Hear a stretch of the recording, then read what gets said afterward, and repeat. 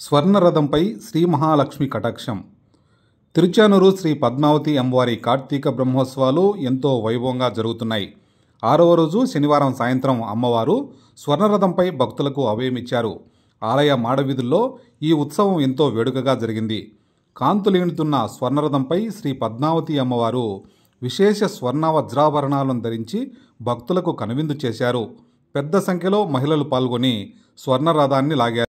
గజగమనమై ఆగమం అవుతున్నాయా అని స్వామి ఆశ్చర్యపోతూ ఒక్కసారి జానరో ఈ కలికి కాంతు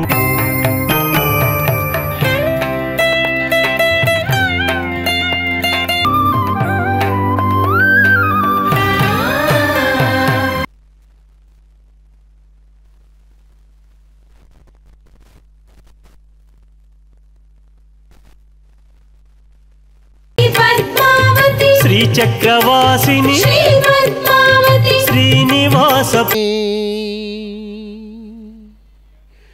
సిరులిచ్చు తల్లికి కర్పూర హారతితో కార్తీక బ్రహ్మోత్సవాలలో చేరి తిరుచానూరు చేయెత్తి మృక్కంగా రక్షించే ఆ అమ్మ మాతర్నమామి కమలే అన్నారు. అందుకే ఆ కమలవాసిని మనమందరం గోగూడన్ అవతరించెన్.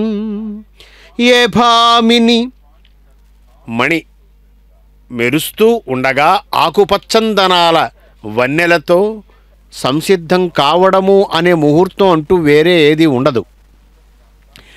అఖిలాండకోటి బ్రహ్మాండ నాయకునిలో సగమై జగమై కూడా సమ్మిళితమై ఉంటుంది. కాబట్టి ఆమె అందరి చేత నిత్యం ధ్యానించబడేటటువంటి మూల విరాట్ మహాశక్తి. ఆ